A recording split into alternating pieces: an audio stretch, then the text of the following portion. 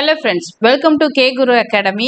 இந்த வீடியோ பதிவில் நம்ம பார்க்க போகிறது என்ன அப்படின்னா, நம்மளுடைய டிஎன்பிஎஸ்சி ஓல்டு கொஷின் பேப்பர் இருக்கு இல்லையா, ப்ரீவியஸ் இயர் கொஷின் பேப்பர். இதில் பாலிட்டி ரிலேட்டடாக, அதாவது இந்திய அரசியலமைப்பு ரிலேட்டடாக இருக்கக்கூடிய சில கொஷின்ஸை நம்ம எடுத்து ஆன்சர்ஸை வந்து டிஸ்கஸ் பண்ண போகிறோம். ஓகேவா? ஸோ வந்து இந்த வீடியோ பதிவு உங்களுக்கு பயனுள்ளதாக இருக்கும். ஸோ இந்த வீடியோ பதிவை முழுமையாக பாருங்கள். இதில் இருக்கக்கூடிய ஆன்சர்ஸ் எல்லாமே வந்து இந்த கொஷினுக்கு இந்த ஆன்சர் அப்படிங்கிறத நீங்கள் தெரிஞ்சுக்கோங்க. ஓகேவா? ஓகே ஃப்ரெண்ட்ஸ், இப்போ நம்ம கொஸ்டின்ஸ் பார்த்துடலாம். ஃபர்ஸ்ட் கொஸ்டின் பாருங்க, மத சுதந்திர உரிமையின் கீழ் வரும் சட்ட விதிகள் யாவை அப்படின்னு கேட்டிருக்காங்க. ஓகேவா? ஸோ இதுல பாத்தீங்கன்னா ஆர்டிகிள் 19ல இருந்து 22, 23ல இருந்து 24, 25ல இருந்து 28, 29ல இருந்து 30 அப்படின்னு கொடுத்துருக்காங்க. மத சுதந்திர உரிமை அப்படின்னும் பொழுது உங்களுக்கு தெரியும் என்னது, இந்த சமயம் சார்ந்த உரிமை இருக்கு இல்லையா, படிச்சிருப்பீங்க இல்லையா, சாரி, சுதந்திர உரிமை, சமத்துவ உரிமை, சமய சார்பு உரிமை அப்படின்னு சொல்லி நீங்க அதை கேட்டகரைஸ் பண்ணி படிச்சிருப்பீங்க. அதுல இந்த மதம் சார்ந்த சுதந்திர உரிமையை பத்தி சொல்றது வந்து ஆர்டிகல் 25ல இருந்து 28 வரைக்கும். ஓகேவா? அடுத்த கொஸ்டின் பார்க்கலாம். இந்தியாவில் மத்திய அரசுக்கும் மாநில அரசுக்கும் இடையே அதிகாரம் எவ்வாறு பகிரப்படுகிறது? பட்டியல் முறை, அதிகார பரவலாக்கல் முறை, கட்சி முறை, மத்திய மாநிலங்களுக்கு இடையேயான புரிதல் மூலமாக. மத்திய அரசுக்கும் மாநில அரசுக்கும் இடையில இருக்கக்கூடிய அந்த அதிகாரங்களை வந்து எப்படி பகிர்ந்துக்கிறாங்க அப்படிங்கிற அந்த கேள்வி கேட்டிருக்காங்க. உங்களுக்கு தெரியும், மொத்தம் மத்திய பட்டியல், மாநில பட்டியல், அப்புறம் பொது பட்டியல் அப்படின்னு சொல்லிட்டு மொத்தம் 3 பட்டியல் இருக்கு. ஸோ மத்திய பட்டியல்ல இருக்கக்கூடிய அந்த துறைகளுக்கு மத்திய அரசு சட்டம் இயற்றும், மாநில அரசு கையில இருக்கக்கூடிய அந்த துறைகளுக்கு மாநில அரசு சட்டம் இயற்றும், பொது பட்டியலில் இருக்கக்கூடிய துறைகளுக்கு மத்திய அரசும் மாநில அரசும் சேர்ந்து சட்டம் இயற்றலாம். முரண்பாடு வரும் பட்சத்துல மத்திய அரசு என்ன சொல்லுதோ அதுவே இறுதியானது. ஸோ இந்த மாதிரி பார்க்கும்போது ஒரு உதாரணம் பார்த்தீங்கன்னா, கல்வி வந்து எங்க இருக்கு, நமக்கு மத்திய பட்டியல்ல இருக்கு, சரி பொது பட்டியல்ல இருக்கு. ஸோ வந்து இது பொதுப்பட்டியல்ல இருக்கிறதுனால தான் கல்வியை பொறுத்த வரைக்கும் அந்த நீட் எக்ஸாம் அதெல்லாம் வந்து மாநில அரசு என்ன சொல்லுதோ அது எடுபடாம மத்திய அரசு என்ன சொல்லியிருக்காங்களோ அதை வந்து பேஸ் பண்ணி எல்லாரும் பண்ணிட்டு இருக்காங்க. ஸோ வந்து இந்த கல்விங்கிறது வந்து எங்க இருக்கு, பொதுப்பட்டியல்ல இருக்கு. ஸோ இதனால நம்ம எனக்கு ஆன்சர் ஈஸியா சொல்லிடலாம், எனது பட்டியல் முறை தான் அப்படிங்கிறது. ஓகேவா? அடுத்த கொஸ்டின் பார்க்கலாம். முதலில் எந்த முன்னாள் பிரதம மந்திரி பின்னாளில் லோக்சபாவின் எதிர்கட்சி தலைவராகவும் செயல்பட்டார்? அதாவது எந்த முன்னாள் பிரதம மந்திரி லோக்சபாவோட எதிர்கட்சி தலைவராகவும் இருந்தாங்க? இந்திரா காந்தி, ராஜீவ் காந்தி, சோனியா காந்தி, ராகுல் காந்தி அப்படின்னு கேட்டிருக்காங்க. ஸோ இதுக்கு ஆன்சர் பார்த்தீங்கன்னா என்னது, ராஜீவ் காந்தி. அடுத்த கொஸ்டின் பார்க்கலாம். முகவுரையில சமதர்ம, மத சார்பற்ற மற்றும் ஒற்றுமை இந்த வார்த்தைகள்லாம் எப்ப சேர்க்கப்பட்டது அப்படின்னு கேட்டிருக்காங்க. ஓகேவா? சரி, நமக்கு தெரியும் இந்த முகவுரையில திருத்தம் செஞ்சது ஒரே ஒரு தடவை தான், அதுவும் வந்து 42வது சட்ட திருத்தத்துல எந்த வருஷம், 1976வது வருஷம். ஓகேவா? ஸோ இந்த வருஷத்துல நடைபெற்ற இந்த 42வது அரசமைப்பு சட்ட திருத்தத்துல முகவுரையில திருத்தங்கள் மேற்கொண்டாங்க அப்படிங்கிறது தெரியும். ஓகேவா? சரி, அடுத்த கொஸ்டின் பார்க்கலாம். 1978வது வருஷத்துல 44வது அரசமைப்பு சட்ட திருத்தத்தின்படி அடிப்படை உரிமையிலிருந்து நீக்கப்பட்ட உரிமை எது அப்படின்னு கேட்டிருக்காங்க. ஸோ ரொம்ப முக்கியமான கொஸ்டின். ஸோ இது நீங்க அந்த பாலிட்டி ஃபர்ஸ்ட் லெசனா ரொம்ப தெளிவா படிச்சீங்கன்னாவே இந்த நிறைய கொஸ்டினுக்கு வந்து ஈஸியா ஆன்சர் பண்ண முடியும். ஓகேவா? சமய சுதந்திரத்திற்கு எதிரான உரிமை, சுரண்டலை தடுப்பதற்கு எதிரான உரிமை, சுரண்டலை தடுப்பதற்கான உரிமை, சொத்துரிமை, அரசியலமைப்பு வழி தீர்வுக்கான உரிமை. இந்த 4 இது கொடுத்துருக்காங்க இல்லையா. ஸோ இதுல எது வந்து இந்த 1978 44வது அமெண்ட்மெண்ட்ல பண்ணாங்க அப்படின்னா, சொத்துரிமையை நீக்கியிருப்பாங்க. என்ன பண்ணாங்க அப்படின்னா, ஃபர்ஸ்ட் வந்து சொத்துரிமை வந்து அடிப்படை உரிமைகள்ல இருந்தது. ஸோ அதை நீக்கி என்ன பண்ணிட்டாங்கன்னா ஒரு சாதாரண சட்ட உரிமையா என்ன பண்ணிட்டாங்க, மாத்திட்டாங்க. ஓகே, அடுத்த கொஸ்டின் பார்க்கலாம். கீழ்கண்டவற்றுள் எந்த யூனியன் பிரதேசம் தனக்கென்று மக்களால் தேர்ந்தெடுக்கப்பட்ட சட்டமன்றம் கொண்டது?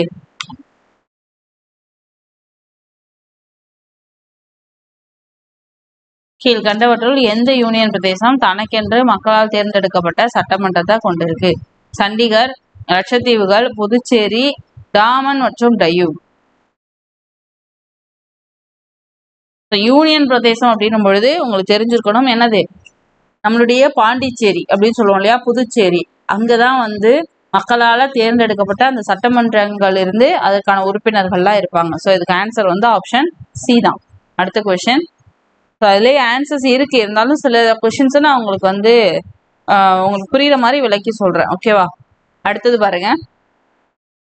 நகர்பாலிகா சட்டம் சார்ந்த சட்ட திருத்தம் டேஷ் ஆகும் அப்படின்னு கேட்டிருக்காங்க. நகர்பாலிகா அப்படிங்கிறது ரொம்ப ரொம்ப முக்கியமான ஒரு சட்ட திருத்தம். ஓகேவா? ஸோ இதுலதான் வந்து இந்த சட்ட திருத்தம் நடக்கிற அந்த காலகட்டத்துல தான் உங்களுக்கு இந்த பஞ்சாயத்து ராஜ் எல்லாம் கொண்டு வந்திருப்பாங்க. ஸோ வந்து ரொம்ப முக்கியமானது. ஸோ இந்த நகர்பாலிகா பார்த்தீங்கன்னா 74வது சட்ட திருத்தம். அடுத்தது பிரான்ஸ்ல இருக்கக்கூடிய இந்த கட்சி முறை. ஸோ இந்த இது ரொம்ப முக்கியம். ஒரு கட்சி முறை, பல கட்சி முறை எல்லாம் கேட்பாங்க. மக்களாட்சி முறை, குடியரசு நாடு எது, அப்புறம் வந்து முடியாட்சி இங்க இருக்கு. இந்த இது வந்து எங்க இருக்கும் அப்படின்னா 9th பாலிட்டி லெசன்ஸ் இருக்குல்ல 9th ஸ்டாண்டர்ட்ல. ஸோ அதுல வந்து இதெல்லாம் நல்லா டீப்பா கொடுத்துருப்பாங்க. ஸோ அதை நல்லா படிச்சுக்கோங்க. ஓகேவா? இங்க என்ன கேட்டிருக்காங்கன்னா பிரான்ஸ்ல இருக்கக்கூடிய கட்சி முறை என்னன்னு கேட்டிருக்காங்க. ஒற்றை கட்சி முறை, இரட்டை கட்சி முறை, பல கட்சி முறை, எதுவும் இல்லை அப்படின்னு கொடுத்துருக்காங்க. இதுக்கு ஆன்சர் வந்து பல கட்சி முறை தான். நம்ம இந்தியாலயும் என்னது பல கட்சி முறை தான் இருக்கு. ஓகேவா? அடுத்த கொஸ்டின் பார்க்கலாம். 1951ஆம் ஆண்டு நடைபெற்ற முதல் இந்திய பொது தேர்தலில் போட்டியிட்ட கட்சிகள் எத்தனைன்னு கேட்டிருக்காங்க. 54, 64, 74, 84.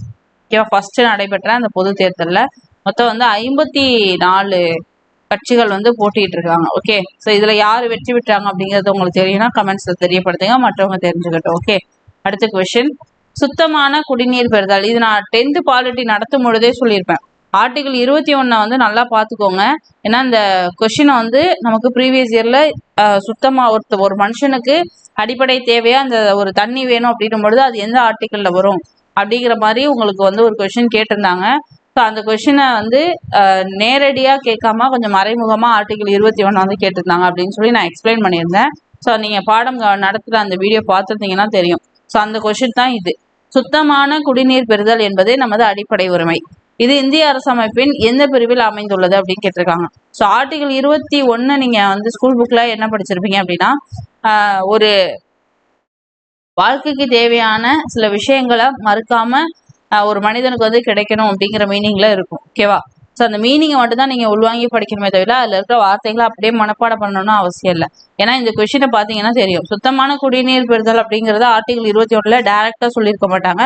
ஆனா ஒரு மனிதன் வாழணும் அப்படின்ற பொழுது அவனுக்கு தண்ணி தேவை, சுத்தமான குடிநீர் தேவை.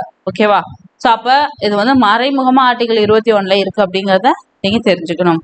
ஓகேவா? அடுத்த கொஸ்டின் பார்க்கலாம். கோவா, டாமன் மற்றும் டையூ மறுசீரமைப்பு சட்டத்தின் மூலமாக கோவா மாநிலமாக ஆன ஆண்டு எது அப்படின்னு கேட்டிருக்காங்க. ஓகேவா? 1987வது வருஷத்துலதான் கோவா மாநிலமா மாறி இருக்கும். ஓகே, அடுத்த கொஸ்டின் பார்க்கலாம். கீழ்கண்டவற்றில் எது இந்திய பாராளுமன்ற அரசாங்கத்தின் சிறப்பு அம்சம் இல்லை அப்படின்னு கொடுத்திருக்காங்க. அப்ப இந்திய பாராளுமன்றத்தை பத்தி நமக்கு தெரிஞ்சிருக்கணும். ஓகேவா? பெரும்பான்மை ஆட்சி, கூட்டு பொறுப்பு, அரசியல் பன்முகத்தன்மை, ரகசியம் பாதுகாத்தல். எது வந்து இந்திய பாராளுமன்ற அரசாங்கத்தோட சிறப்பு அம்சம் இல்லைன்னு கேட்டிருக்காங்க. ஓகேவா? பெரும்பான்மை ஆட்சி, கூட்டு பொறுப்பு, அரசியல் ரகசியம் பாதுகாத்தல், இதெல்லாம் வந்து அவங்களுடைய அந்த சிறப்பு அம்சம். அரசியல் பன்முகத்தன்மை அப்படிங்கிறது சிறப்பு அம்சம் கிடையாது. ஓகே, அடுத்த கொஸ்டின் பார்க்கலாம். இந்திய குடியுரிமை சட்டம் நிறைவேற்றப்பட்ட ஆண்டு. முக்கியமான கொஸ்டின். இது எங்க இருக்கு அப்படின்னா 10th பாலிட்டி ஃபர்ஸ்ட் லெசன்ல தான் இருக்கு. ஓகேவா? 1955. 1955ல இன்னும் சில விஷயங்கள் பண்ணியிருப்பாங்க. அது அந்த லெசனை படிச்சீங்கன்னாவே உங்களுக்கு தெரியும். ஓகேவா? அடுத்த கொஸ்டின் பார்க்கலாம். இந்த குடியுரிமை சட்டம் மொத்தம் எத்தனை முறை இப்ப வரை திருத்திருக்காங்க அப்படிங்கன்னா 9 முறை திருத்திருப்பாங்க. ஓகேவா? பழைய புக்கு வச்சிருந்தீங்கன்னா 8 முறைன்னு இருக்கும், அதை மாத்திக்கோங்க. ஓகே, அடுத்த கொஸ்டின் பாருங்க. மேகாலயா எந்த மாநிலத்தினுள் சுயாட்சி மாநிலமாக உருவாக்கப்பட்டது அப்படின்னா அசாம். ஓகேவா? மிசோரம், மணிப்பூர், அசாம், அருணாச்சல பிரதேசம், மேகாலயா அப்படின்னும் பொழுது சுயாட்சி மாநிலமா அசாம்ல இருந்தா உருவாக்கப்பட்டது. அடுத்த கொஸ்டின் பாருங்க. எந்த விதியானது இந்தியாவில் அங்கீகரிக்கப்பட்ட மொழிகளை பற்றி குறிப்பிடுகிறது? எந்த ஆர்டிகல் இந்தியாவில் இருக்கக்கூடிய அந்த அங்கீகரிக்கப்பட்ட மொழிகள்?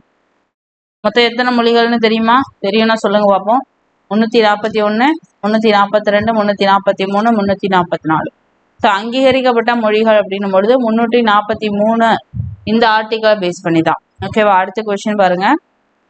கீழ் காண்பவர்களுள் இந்திய மதச்சார்பின்மையின் சிற்பியாக கருதப்படுபவர் யார்? மதச்சார்பின்மையின் சிற்பி அப்படின்னா ஜவஹர்லால் நேரு. ஓகேவா? இது அரசமைப்பு, இந்திய அரசியலமைப்பு உருவாக்கப்பட்டது இருக்கு இல்லையா, அதை பேஸ் பண்ணி சிற்பின்னு கேட்டா அம்பேத்கரை சொல்லலாம். ஆனா மதச்சார்பின்மையின் சிற்பி யாரு? ஜவஹர்லால் நேரு. பெண்களுக்கான தேசிய ஆணையம் அமைக்கப்பட்டது. ரொம்ப முக்கியப்பா. ஒவ்வொரு ஆணையங்கள் சார்ந்த வினாக்கள் பார்த்துக்கோங்க. ஸோ அதுல இருந்து கேட்டிருக்காங்க. ஜனவரி 1992. ஓகே, அடுத்த கொஸ்டின் பார்க்கலாம். தேசிய கீத பாடல் நேரம் எவ்வளவு? ஒரு பாடல், ஒரு தேசிய கீதம் ஒரு தடவை பாடி முடிக்கிறதுக்கு எவ்வளவு நேரம் ஆகும்னா 52 வினாடிகள் ஆகும். அதை தாண்டியும் பாடக்கூடாது, குறைவாகவும் பாடக்கூடாது. ஓகேவா? நீங்க ஒரு தடவை பாடும் பொழுது எவ்வளவு நேரம் ஆகுது அப்படிங்கிறத நோட் பண்ணுங்க. ஓகே, அடுத்த கொஸ்டின் பாருங்க.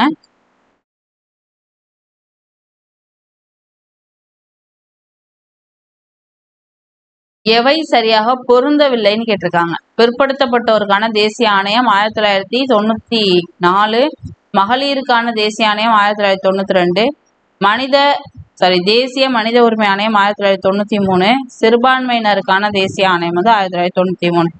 இதுல எது சரியா பொருந்தலை அப்படின்னா பிற்படுத்தப்பட்டவருக்கான தேசிய ஆணையம், அது பிசிஎம்பிசி இருக்காங்க இல்லையா, ஸோ அவங்களுக்கான ஒரு ஆணையம் இருக்கு இல்லையா, அதுதான் இது.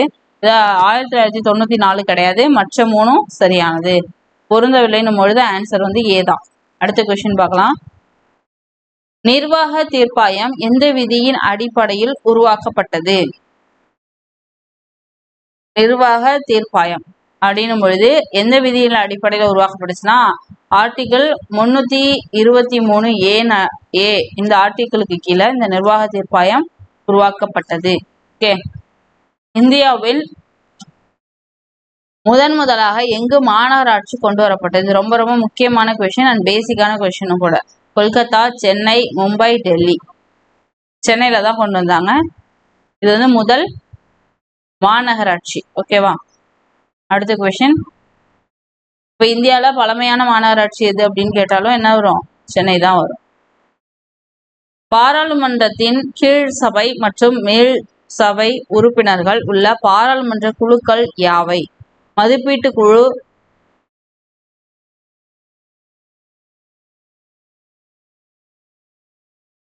துணை சட்டம் இயற்றுதல் பேரிலான குழு, பொது கணக்கு குழு, பொதுத்துறை குழு. பாராளுமன்றத்துல மேலவை, அந்த கீழ் சபை மேல் சபைன்னு சொல்லுவாங்க இல்லையா, அதுல உள்ள உறுப்பினர்கள் இருக்கக்கூடிய அந்த பாராளுமன்ற குழுக்கள் இந்த 3: மதிப்பீட்டு குழு, துணை சட்டம் இயற்றுதல் பேரிலான குழு, பொது கணக்கு குழு. ஓகேவா? இந்த பொதுத்துறை குழுங்கிறது கிடையாது. ஓகே, அடுத்தது பாருங்க. இந்தியாவில் முதல் மாநகராட்சி எது? டெல்லி, கல்கட்டா. கல்கட்டான்றது இங்க எதை சொல்லியிருக்காங்க அப்படின்னா கொல்கத்தா இருக்கு இல்லையா, அதுதான் சொல்லியிருக்காங்க. பாம்பே, மெட்ராஸ். இந்தியாவில் இருக்கக்கூடிய முதல் மாநகராட்சி. இதுக்கு ஆன்சர் நம்ம இப்பதான் பார்த்தோம். என்னது? உருவாக்கப்பட்ட முதல் சென்னைன்னு பார்த்தோமா? அப்ப சென்னைய அப்ப என்னன்னு சொன்னாங்க? மெட்ராஸ்ன்னு தான் சொன்னாங்க இல்லையா, மெட்ராஸ் மாகாணம் அப்படின்னு சொன்னாங்க, மதராஸ் மாகாணம் அப்படிலாம் சொல்லியிருக்காங்க. ஸோ சென்னைன்றதுலாம் அதுக்கப்புறம் தான் பெயர் மாற்றினாங்க. ஓகே, ஸோ சென்னைனாலும் மெட்ராஸ்னாலும் ஒண்ணுதான். அடுத்த கொஸ்டின் பாருங்க. இந்திய அரசியலமைப்பு விதி 148 விவாதிப்பது. ஆர்டிகிள் 148 என்ன சொல்லுது? மாநில அட்வொகேட் ஜெனரல், அட்டர்னி ஜெனரல், தலைமை தணிக்கை மற்றும் கட்டுப்பாட்டு அதிகாரி, சிறுபான்மையினருக்கான சிறப்பு அலுவலர். ஓகேவா? ஆன்சர் தலைமை தணிக்கை மற்றும் கட்டுப்பாட்டு அதிகாரி. இவங்க சம்பந்தப்பட்ட ஆர்டிகல் தான் என்னது? 148. அடுத்த கொஸ்டின். இந்திய அரசியலமைப்பின் 243C இந்த விதி வலியுறுத்துறது எதை? கிராம சபை, பஞ்சாயத்து அமைப்பு, இடக்கீடு பற்றி பஞ்சாயத்து பதவி காலம்.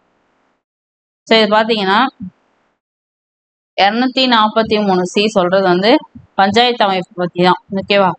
அடுத்த கொஸ்டின். முதல் தேர்தல் ஆணையத்திற்கு கூடுதலாக 2 தேர்தல் ஆணையர்களை குடியரசுத் தலைவர் முதலில் நியமித்த ஆண்டு 1989.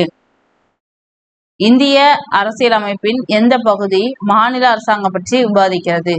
மத்திய அரசை பத்தி எந்த பகுதியில சொல்லியிருக்காங்க, மாநில அரசை பத்தி எந்த பகுதியில சொல்லியிருக்காங்க, இது ரொம்ப ரொம்ப முக்கியம். ஓகேவா? ஸோ வந்து பகுதி 1 அப்படின்னும் பொழுது என்னது, எல்லைகளை பத்தி வரும். பகுதி 2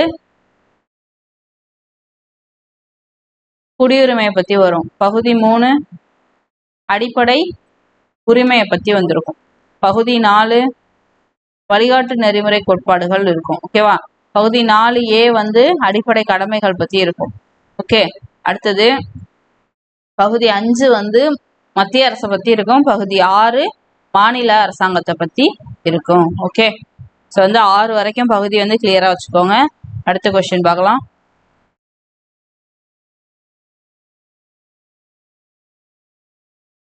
கீழ் வருவ இந்த கொடுத்துருக்கிறத வந்து பொருத்த சொல்லியிருக்காங்க. அடிப்படை உரிமையை வந்து ஆர்டிகிளோட பொருத்த சொல்லியிருக்காங்க. ஓகேவா?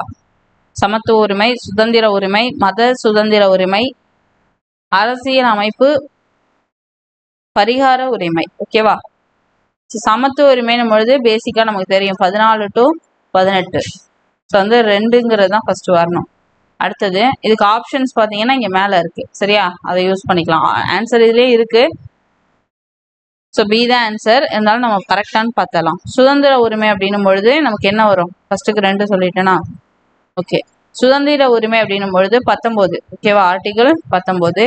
அடுத்தது மத சுதந்திர உரிமை நம்ம மேலதான் பார்த்தோம். 25 பார்த்தோமா?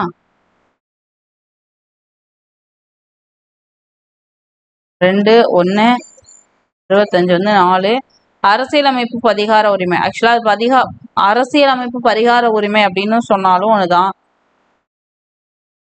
அரசமைப்புக்கு உட்பட்டு தீர்வு காணும் உரிமை அப்படின்னு சொல்லலாம். ஓகேவா? அந்த ஆர்டிகிள் 32 ஞாபகம் வருதா? சரி, இதுக்கு ஆன்சர் வந்து பி தான். கரெக்டா தான் கொடுத்துருக்காங்க. அடுத்த கொஸ்டின், அகில இந்திய பணிகளின் தந்தை என்று அதிகாரப்பூர்வமாக அழைக்கப்படுபவர் யார்? மெக்காலே பிரபு, காரன் வாலிஸ் பிரபு, B.R. அம்பேத்கர், சர்தார் வல்லபாய் பட்டேல். ஸோ வந்து அகில இந்திய பணிகளோட தந்தை யாரு? சர்தார் வல்லபாய் பட்டேல். 6 முதல் 14 வயது வரையிலான குழந்தைகளுக்கு அரசு தீர்மானிக்கும் வழிமுறைகள்ல இலவச மற்றும் கட்டாய கல்வி வழங்கலாம் என்று கூறும் இந்திய அரசமைப்பு விதி எது? நம்ம பார்த்தோம் இல்லையா, ஒவ்வொரு ஆர்டிகிளையும் என்னென்ன கொடுத்துருக்காங்க அப்படின்னு சொல்லி. ஸோ அதில் ஆர்டிகிள் 21A என்ன சொல்லியிருந்தாங்க? 6ல இருந்து 14 வயது வரையில இருக்கக்கூடிய இந்த குழந்தைகளுக்கு வந்து இலவச கட்டாய கல்வி வழங்கணும் அப்படின்னு சொல்லியிருந்தாங்கல்ல, அதுதான் இங்க கேட்டிருக்காங்க. இது எந்த வருஷம்? அதாவது அடிப்படை உரிமையில ஆரம்பத்திலே இருந்ததா, இல்லை இடையில சேர்த்தாங்களா? இடையில சேர்த்தாங்க அப்படின்னா எந்த வருஷம், எந்த ஆர்டிகிள், எந்த அமெண்ட்மெண்ட்ல சேர்த்தாங்க? ஆர்டிகிள் 21A எந்த வருஷத்துல எந்த அமெண்ட்மெண்ட்ல சேர்த்தாங்க அப்படிங்கிறத கமெண்ட்ஸ்ல தெரியப்படுத்துங்க. ஓகேவா? அடுத்த கொஸ்டின், எந்த 2 ஜனாதிபதிகள் பாக்கெட் வீட்டோ அதிகாரத்தை பயன்படுத்தினார்கள்? வி கிரி அண்ட் ஜெயில் சிங், அப்துல் கலாம் மற்றும் பிரதிபா பட்டேல், டாக்டர் ராஜேந்திர பிரசாத் மற்றும் R. வெங்கட்ராமன், சங்கர் தயாள் சர்மா மற்றும் பிரணாப் முகர்ஜி. ஸோ வந்து 2 ஜனாதிபதிகள் பாக்கெட் வீட்டோ அதிகாரத்தை பயன்படுத்துறாங்கன்னா டாக்டர் ராஜேந்திர பிரசாத் மற்றும் R. வெங்கட்ராமன். ஓகே, அடுத்தது ரொம்ப முக்கியமான ஒரு கொஸ்டின், என்னது? நீதி புனராய்வு. இந்த நீதி புலனாய்வு முறை எங்க இருந்து எடுத்தோம் அப்படின்னா அமெரிக்கால இருந்து எடுத்துட்டோம். ஓகேவா? ஸோ அமெரிக்காவை பார்த்து நம்ம நிறைய விஷயங்கள் எடுத்துட்டோம். அதுல இந்த நீதி புனராய்வு அப்படிங்கிறது ரொம்ப முக்கியமானது. ஓகே, மாநில சட்டமன்றத்தை பற்றி எந்த விதியானது குறிப்பிடுகிறது? ஸோ மத்திய சட்டமன்றம்,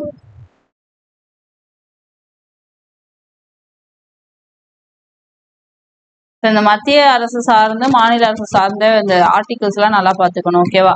ஸோ இதுல வந்து மாநில சட்டமன்றத்தை பத்தி சொல்லக்கூடிய ஆர்டிகிள் வந்து 169. ஓகே, அடுத்தது சர்க்காரிய குழுவின் பரிந்துரை எதனோடு தொடர்புடையது அப்படின்னு கேட்டிருக்காங்க. மாநிலங்களுக்கு இடையேயான குழு, மத்திய மாநில உறவுகள், மாநிலங்களுக்கு இடையான தண்ணீர் பிரச்சனை, வடகிழக்கு குழு. ஓகேவா? சர்க்காரிய குழு எந்த பரிந்துரையில நிறைய பரிந்துரைகள் வச்சாங்க, அதுல எத்தனை நிறைவேற்றினாங்க, எதுக்காக அந்த குழுவை வந்து போட்டாங்க, எந்த அரசு போட்டுச்சு, மத்திய அரசு போட்டுச்சா மாநில அரசு போட்டுச்சா, இவ்வளவு விஷயங்களை ஞாபகப்படுத்த முடியுதா அப்படின்னு பாருங்க. சர்க்காரிய குழு மத்திய மாநில உறவுகளை பத்தி ஆராயறதுக்காக மத்திய அரசால உருவாக்கப்பட்டது.